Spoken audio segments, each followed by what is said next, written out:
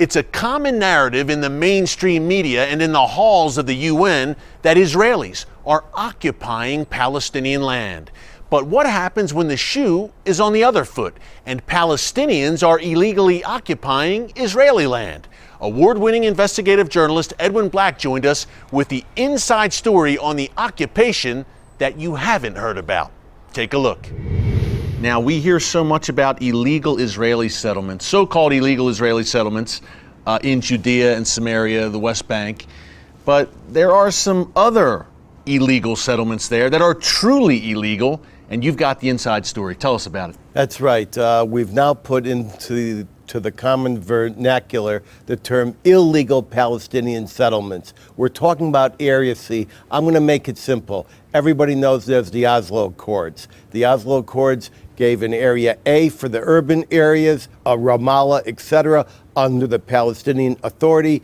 Area B, which is the Palestinian rural area, that's in a mixed control. In Area C, which is mainly undeveloped, that is Judea and Samaria. Essentially, it's about 60% of the West Bank. And under Oslo International Agreement, that is 100% under Israeli civilian, administrative, and security control. Despite that, a plan was hatched in 2009 called the Fayyad Plan to create a de facto Palestinian state on the 1967 lines without any regard to Oslo, diplomacy, negotiation, consultation with Israel.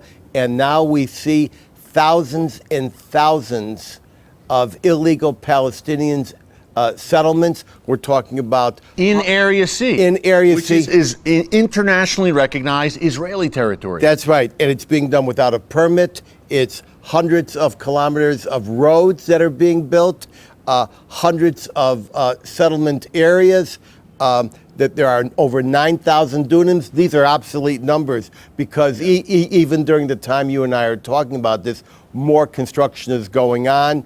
There are hundreds of thousands of barriers. They're even settling on IDF military zones. You could ask, how is this possible? It's being done in broad daylight with large signs, heavy machinery. Who's doing it? It's all being done by the EU in conjunction with the Palestinian Authority. Mahmoud Abbas. Mahmoud Abbas, when he found a partner for this in Washington in 2009, the President of the United States at that time, Barack Obama. And so everything was set up, and now hundreds of millions of dollars are being funneled in from the EU and from constituent agencies and nations within the European community. And much of the money is being openly funneled through a known alleged terrorist front for the PFLP. And who is the PFLP? It's the Popular Front for the Liberation of Palestine, which is different than the Popular Front for the Liberation of Palestine General Command. That's a different one, but it's still the PFLP, considered one of the worst terrorist organizations. A State Department designated terrorist organization. Designated throughout the world as a terrorist organization. Due to Israel's vibrant democracy, it has an extremely complex and slow-moving judiciary. And so when Israel sees one of these illegal constructions, what do? They make the effort to shut it down, demolish it. The same people financing these settlements are financing NGOs who finance litigation. The lawsuits in court can go for 10 months, they can go for 10 years. There's one going for 15 years. You and I are living in the United States outside Washington. If we build an illegal structure without a permit, it is going to be torn down. Now, they claim falsely in the media that there have been very few permits given, which is why the EU had to do this.